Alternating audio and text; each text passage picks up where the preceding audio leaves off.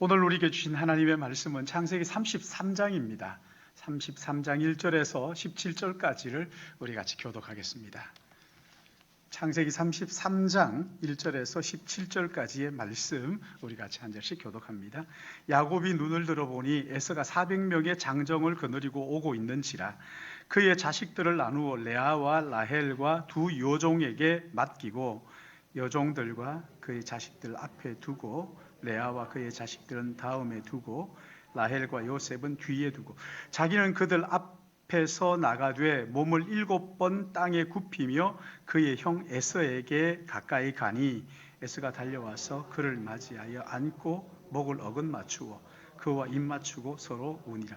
에서가 눈을 들어 여인들과 자식들을 보고 묻되 너와 함께한 이들은 누구냐? 야곱이 이르되 하나님이 주의 종에게 은혜로 주신 자식들이니이다. 그때 여종들이 그의 자식들과 더불어 나와 절하고 레아도 그의 자식들과 더불어 나와 절하고 그 후에 요셉이 라헬과 더불어 나와 절하니 에서가 또 이르되 내가 만난 바 이 모든 때는 무슨 까닭이냐?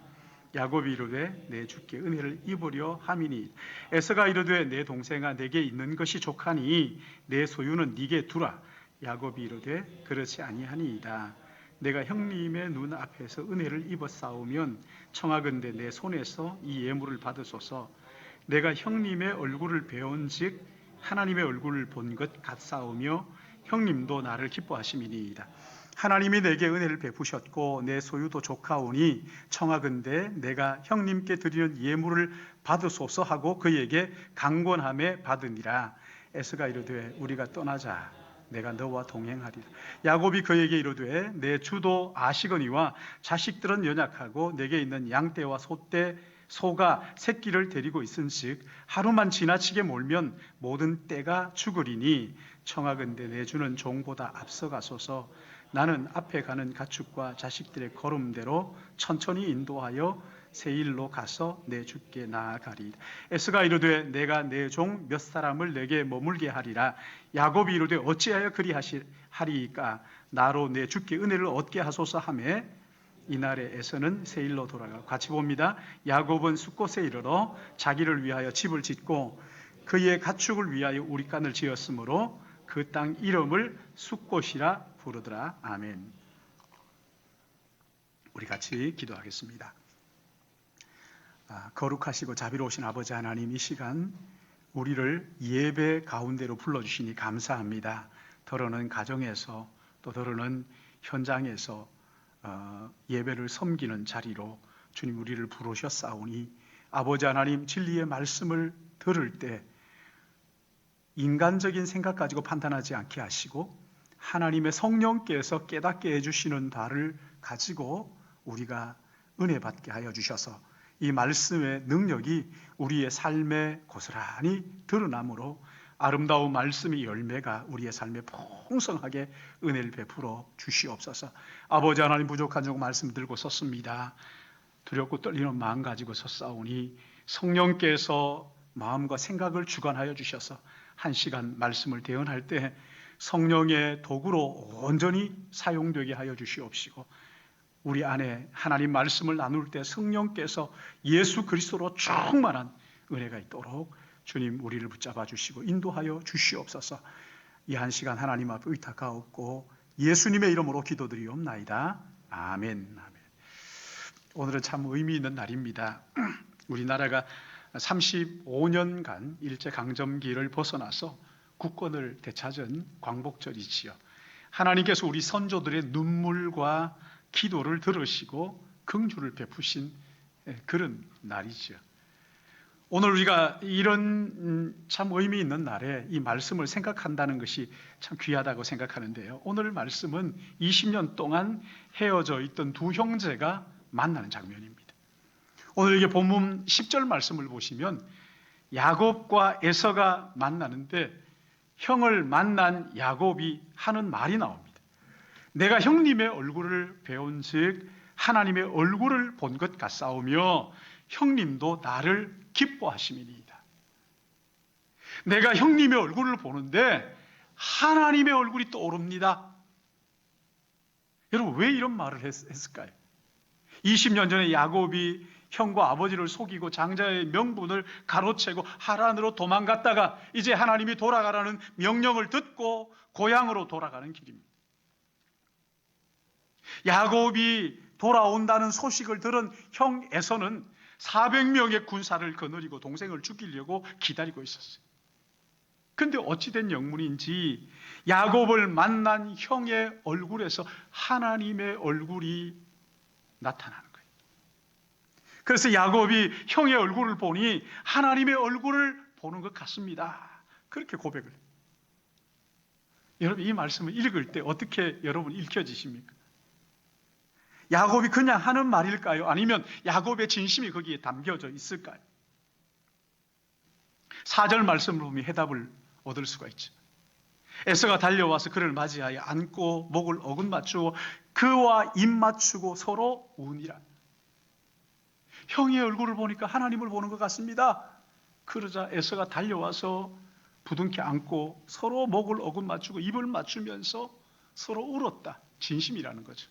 진심이라는 거죠. 근데 여기 4절 말씀과 비슷한 내용이 신약에도 나옵니다.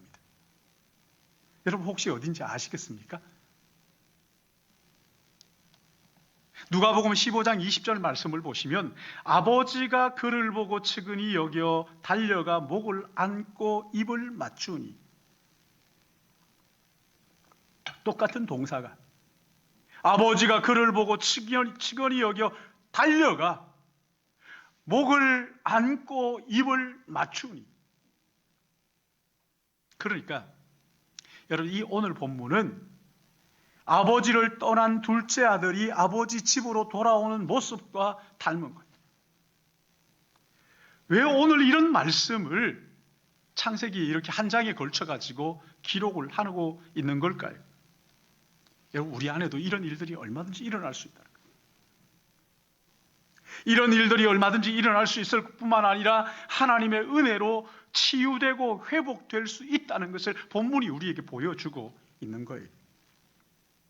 여러분, 야곱의 가족은 구약의 교회를 의미하는 거거든요.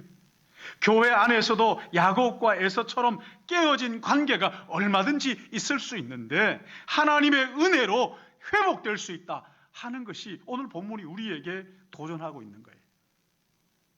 비단 가족과 교회 안에서만 아니라 나라와 민족이 서로 용서하고 화해하고 서로에게서 하나님의 얼굴을 보도록 하는 이런 놀라운 일들이 일어날 수 있다고 오늘 본문을 가지고 우리에게 도전을 하는 것이지.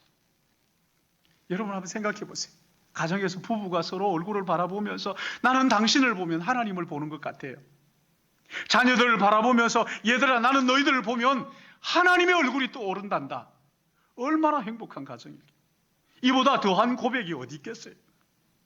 그야말로 하나님의 나라가 그 부부 가운데서 가정에서 경험되는 것 아니겠습니까? 자녀들의 얼굴을 보면서 야 너희들 보니까 정말 예수님 얼굴 같아. 하나님을 보는 것 같아. 여러분 이보다 더 큰 행복이 어디 있겠느냐고요. 교회 안에서 성도들이 만날 때 장로님 보면요 예수님 같아요.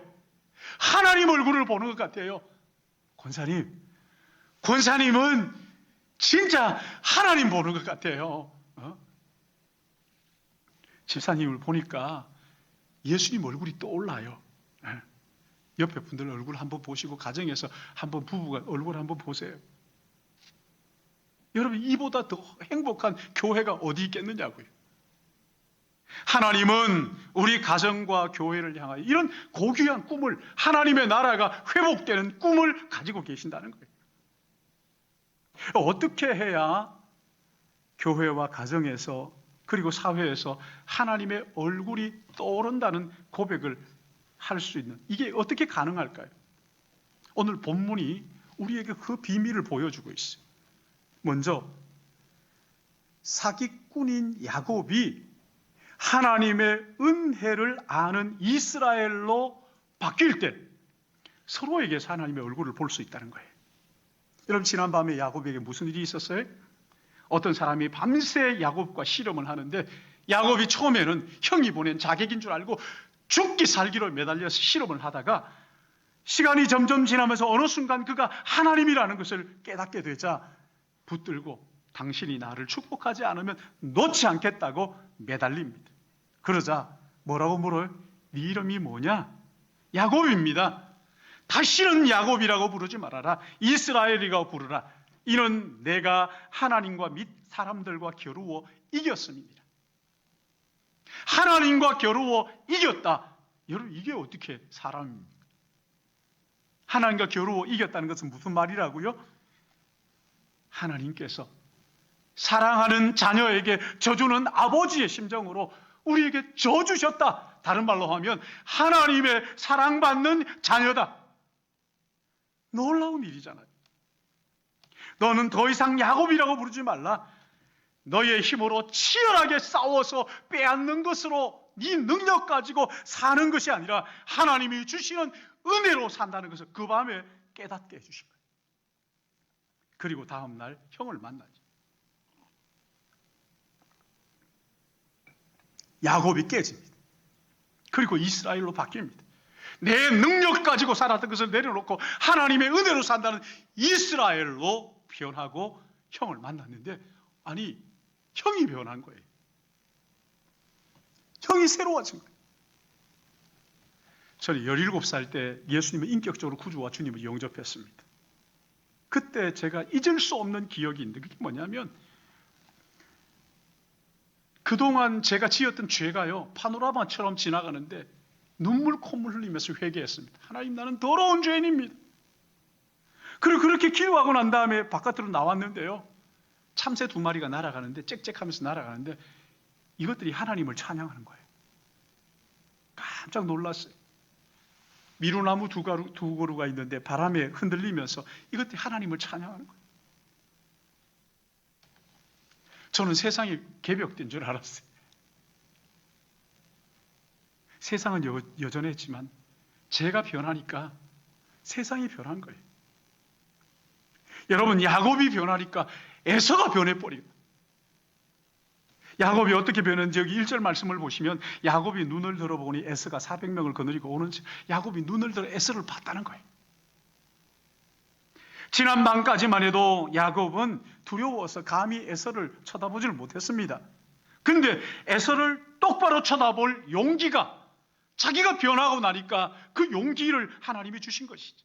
3절에도 보시면 자기는 그들 앞에 나아가 몸을 7번 땅에 굽히며 그의 형 에서에게 가까이 가니 그냥 연신 고개를 숙이면서 에서에게로 갔다는 거예요. 여러분, 여기에 7번, 6, 7 아니라는 거 아시죠? 수없이 굽히면서, 그러니까 야곱의 진심이 거기에 들어있는 거예요. 사죄하는 마음으로 형 에서에게 나가는 거예요. 여러분, 야곱이 이렇게 변화된 모습을 보여주자 형이 어떻게 합니까? 4절 보십시오. 에서가 달려와서 그를 맞이하여 안고 목을 어긋 맞추고 그와 입 맞추고 서로 우니라. 갑자기 아비의 마음이 되어서 달려가서 부둥켜 안고 서로 팡팡 우는 거예요. 야곱, 내 힘으로 내가 살아가겠다, 이것이 깨지고 하나님의 은혜로 산다는 이스라엘로 변하자 형 에서가 변해버린 거예요. 사랑하는 여러분, 내가 변하면 상대가 변하는 것을 믿으시기 바랍니다. 내가 변해야 되는 거예요. 내가 새로워지자 상대가 새로워진 거예요. 오늘 성경은 우리에게 이렇게 말씀하시는 거잖아요. 우리 주위에도 수많은 에서들이 있다. 우리의 주위에 있는 에서들은 나를 골탕 먹이기 위한 것이 아니라 하나님께서 나를 변화시키기 위한 도구라고 말씀하시는 거예요. 야곱이 돌이켜 이스라엘로 변화되자 에서를 새롭게 변화시키, 내가 영적으로 깨어지고 낮아지는 만큼 우리 주변에 있는 에서가 변하고 새로워지고, 그래서 그 에서의 얼굴에서 하나님의 얼굴을 보게 하신다는 것이지. 그래서 에서의 문제는 에서의 문제가 아니고 곧 나의 문제라는 거예요. 내가 변하지 않았기 때문에 에서가 변하지 않는다는 거예요. 내가 낮아지지 않고 내가 깨어지지 않았기 때문에 일이 틀어지는 거란 말이에요. 제 이야기를 해서 죄송한데 이해하고 들으시기 바랍니다. 저희 집이 5남 1녀예요. 근데 제 밑에 동생 하나가 오랫동안 연락을 끊고 지내는 동생이 있었는데 이번에 어머님 돌아가셨는데도 안 오는 거예요. 그래서 경찰서에 가서 실종신고를 했지 않겠습니까? 복잡하게 실종신고를 했어요. 이틀 만에 경찰서에 연락이 왔어요. 저한테 배 타러 간다고 갔거든요. 그렇게 하고 나갔거든요. 경찰이 그러는 거예요. 지금 배 타고 있습니다. 통화를 했는데 전화가 끊어졌다, 연결됐다 그렇게 해가지고 얘기를 하지 않아요. 근데 한 가지, 형하고 연락하고 싶지 않다고 합니다. 예전에 형하고 싸우고 나갔다는데 그래서 가족들하고 연락하고 싶지 않다고 얘기합니다. 그렇지 그랬어요. 이분이 어머님이 소천하시 돌아가셨는데 그 소식을 전해 주십시오. 그리고 어디에 삽니까? 그러니까 저 아래 지방에 살아요. 성인이기 때문에 개인 정보를 알려주고 싶지 않다고 하기 때문에 알려줄 수 없습니다. 그렇게 하고 끊더라고요.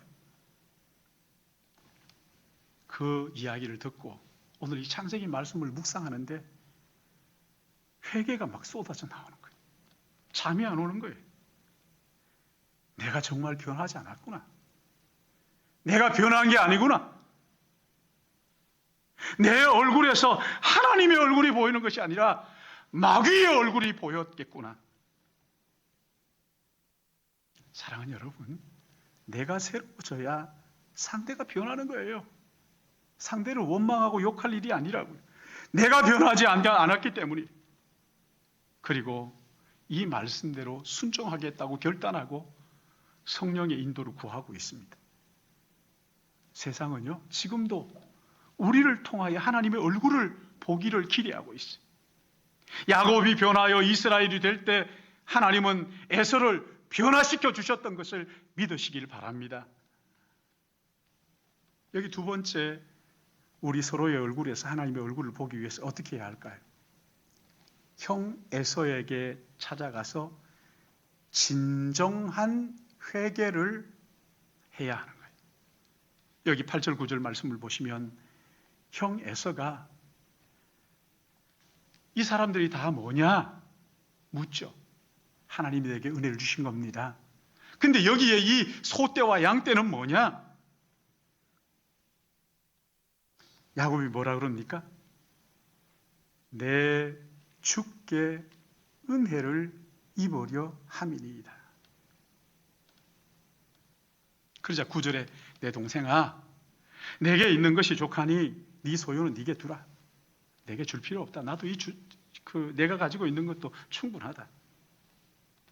그러자 야곱이 11절에 하나님이 내게 은혜를 베푸셨고 내 소유도 족하오니 청하건대 내가 형님께 드리는 예물을 받으소서 하고 그에게 강권함에 받으니라. 야곱이 형 에서에게 준 선물이라는 거죠. 그 선물이 32장 14절 15절에 나오잖아요. 400마리, 40마리, 소, 나귀 하면서 쭉 나오죠. 한마디로 아주 어마어마한 선물이. 이것을 주면서 야곱이 하는 말이 뭐라고요? 형님께 드리는 예물입니다. 예물. 내가 하나님께 받은 은혜입니다. 라고 얘기하면서 여러분 이 말 속에 뭐가 숨겨져 있냐면 형님, 내가 형님이 받아야 할 그 복을 제가 가로챘습니다. 이제 형님께 돌려드립니다. 무슨 말입니까? 회개하는 거예요. 회개하는 거예요. 형님 장자의 고난을 제가 도둑질해서 얻은 것이기 때문에 이건 형님 겁니다. 예물입니다. 이렇게 말하는. 하나님이 내게 주신 복인데 이것은 형님이 받아야 할 복을 제가 가로챈 겁니다. 20년 전에 염소 털을 뒤집어 쓰고 아버지를 속이고 형을 속이고 그 복을 내가 받았는데 이제 형님께 돌려드린다는. 그러니까 야곱이요, 형님 나는 도둑놈이에요. 이 모든 건 형님 겁니다. 그렇게 고백하는 거예요. 회개하는 거예요. 회개하는 거예요. 20년 전에 야곱이 형에게 했던 잘못을 진정으로 용서를 구하고 있는 거예요. 여러분, 여기 진정한 용서, 회개의 요소가 나오잖아요. 먼저는요, 하나님께 회개했다 끝나는 거 아닙니다. 그건 회개가 아닙니다. 그건 속임수예요. 진짜 회개가 뭐냐? 찾아가서 얼굴을 보는 거죠. 단순히 잘못했다고 말하는 것이 아니라 얼굴을 대면하는 거예요. 그리고 진심으로 자신의 잘못을 고백하는 거예요. 뭘 잘못했는지 구체적으로 고백하는 거예요. 그냥 미안하다, 용서하라 이렇게 말하는 것이 아니라 무엇을 잘못했는지 구체적으로 고백하는 거예요. 한 걸음 더 나아가서 손해를 입힌 것에 대해서 책임을 져야 하는 거예요. 보상할 수 있으면 보상해야 하는 거예요. 구약 성경에도 보상할 때 5분의 1을 더해가지고 보상하라 그러잖아요. 그렇게 하게 될 때 그것이 진정한 회개가 되고, 그 회개는 하나님의 마음을 움직이고 사람의 마음을 움직여서 서로에게서 하나님의 얼굴을 보게 하게 한다는 거예요. 주님 마태복음 5장 23절 24절에 예물을 제단에 드리려다가 거기서 내 형제에게 원망 들을 만한 일이 있는 것이 생각나거든 예물을 제단 앞에 두고 먼저 가서 형제와 화목하고 그 후에 와서 예물을 드리라. 하나님께만 용서받았다 되는 게 아니라는 거예요. 사람에게도 진심 어린 회개가 필요하다고 말씀하십니다. 여러분, 교회가 세상으로부터 손가락질 당하는 이유 가운데 하나가 그거 아닙니까? 하나님께 용서받았다 뻔뻔스럽게 그렇게 사람 앞에 책임지지 않는 거죠. 여러분, 미량이라는 영화 아시죠? 자기 아들을 유괴해가지고 죽인 그 사람이 교도소에 들어가 있잖아요. 근데 이 사람이 예수를 믿었어요. 교회를 다니기 시작합니다. 서로 사랑하라, 원수까지도 사랑하고 용서하라, 이 이야기를 듣고 마음의 가책을 받아가지고 이 사람이 얼마나 양심의 가책이 될까, 청송교도소로 찾아가가지고 그 사람에게 이제 용서를 선언하려고 찾아가잖아요. 얼굴에 기름이 번들번들 해가지고 하는 얘기가, 나는 다행스럽게도 여기 와서 예수를 믿었습니다. 하나님께 다 용서받았습니다. 더 이상 용서받을 게 없습니다. 꼭지가 틀어져. 아연실색하고 믿기 전보다 더 지독하게 기독교를 반대합니다. 여러분, 기독교가 너무나 왜곡되는 거잖아요. 진정한 회개가 뭡니까? 하나님께 용서받았다가 아닙니다. 얼굴과 얼굴을 맞대고 진심 어린 마음으로 자신의 잘못을 고백해야 합니다. 그리고 용서를 구해야 합니다. 그리고 만약에 손해에 대한 책임을 져야 할 게 있다면 책임져야 하는 거예요. 그게 진심 어린 거예요. 그렇게 하게 될 때 상대의 마음이 움직이고 그 안에서 하나님의 얼굴을 보게 된다는 것이죠. 야곱은 이런 원리를 아는 것에서 거치지 않고 하나님께서 용기를 주셔서 형에게 나아가서 얼굴을 맞대고 용서를 구하잖아요. 내가 어떤 수치와 부끄러움도 다 감수하겠습니다. 만약에 형이 나를 죽인다면 죽겠습니다. 이런 마음 가지고 결단을 하고 형님의 얼굴을 대하고 자기의 잘못을 솔직하게 시인했을 때 하나님께서 야곱 그 에서의 마음을 움직여서 그 속에서 하나님의 얼굴을 보게, 그 돌 같은 마음, 형의 마음 속에 생수의 강이 흐르게 하시고 그 속에서 하나님의 얼굴을 발견하게 하는 것이지. 사랑하는 여러분, 하나님이 이 아침에 우리에게 야곱처럼 너희 주위의 에서를 찾아가서 회개함으로 하나님의 얼굴을 보라고 우리에게 이 말씀을 가지고 도전하시는 거예요. 이 말씀을 순종하게 될 때 놀라운 기적을 볼 것을 약속하시는 거예요. 마지막으로 우리가 한 가지 더 생각할 것은 서로에게 어떻게 하나님의 얼굴을 볼 것인가. 자기 중심적인 사랑을 내려놓고 하나님 중심적인 사랑을 해야 한다는 거예요. 에서가 동생의 행동에 감동을 받습니다. 그렇죠? 그리고 12절에 에서가 야곱에게 가자, 내가 너와 동행하겠다. 여러분, 이게 무슨 말입니까? 여기는 내가 다 잡고 있는 지역이니까 내가 너 보호해 주마.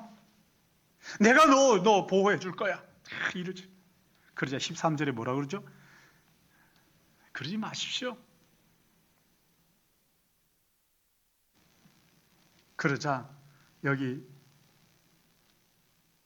이 지방에서는 내 이름 대면 다 그냥 통과하니까 내가 너 보호해 줄 거야. 아니라는 거죠. 형님, 그럴 필요 없습니다. 그렇게 하지 마십시오. 15절에 다시 말합니다. 뭐라고 얘기합니까? 내 종 몇 사람 좋다. 그렇다면 내 종 몇 사람을 네게 머물게 하겠다. 만약 문제가 생기면 자기가 듣고 달려오겠다. 내가 보호해 주겠다. 끝까지 얘기하는 거죠. 그렇죠? 야곱이 형님 왜 이러십니까? 나로 내 주께 은혜를 얻게 하소서. 여러분, 야곱은 여기에 진정한 사랑이 뭐며 집착이 뭔지를 분간하는 거죠. 형님, 진정한 사랑은요, 저를 믿어주는 거예요. 저희를 자유롭게 하는 거예요.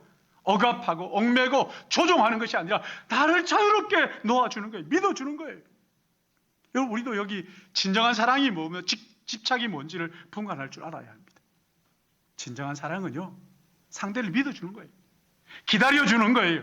자유를 주는 거예요. 그러나 미숙한 사랑은 뭡니까? 집착하고 구속하고 자기의 뜻대로 조종하려고 하는 거예요. 강남 비전교회 한재영 목사님이라는 분이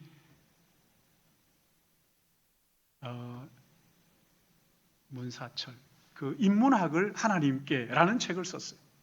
근데 이 사람이 국민일보에 사랑과 집착이라는 글을 썼는데 그 내용이 이렇습니다. 사랑하면 어느 정도의 집착이 없을 수 없습니다.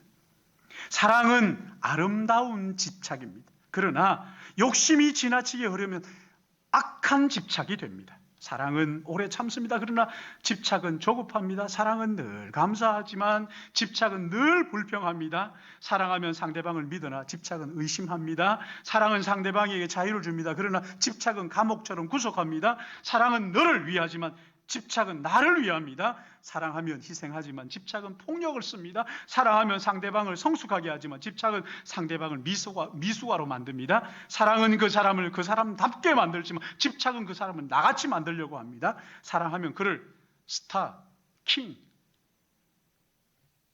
별처럼 왕처럼 만들어주지만 그러나 집착은 상대방을 스토킹합니다. 사랑하면 상대방과 가까워지지만 집착하면 상대와 멀어집니다. 그리하여 사랑은 불꽃을 만들지만 집착은 재만 남깁니다. 다 타버리는 재만. 사랑은 무례히 행하지 아니하며 자기의 유익을 구하지 아니하며. 여러분, 집착은 가짜 사랑이에요. 그래서 의심하고 통제하고 조종하고 자기처럼 만들려고 그렇게 하는 거예요. 이것을 자기 사랑의 우상 그렇게 말합니다.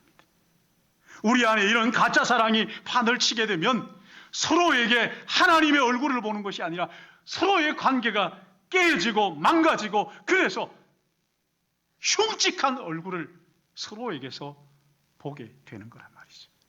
이런 많은 가정이 아픔을 당하는 이유가 여기 있어요. 서로 사랑한다고 말하면서 집착하기 때문이에요. 사랑이라는 미명하에 상대를 조종하려고 하는 거예요. 자녀들에게도 사랑이 아닌 집착으로 자녀들의 목을 조이고 숨통을 짓누르는 거예요. 여러분, 진정한 사랑은 믿어주는 거예요. 기다려주는 거예요.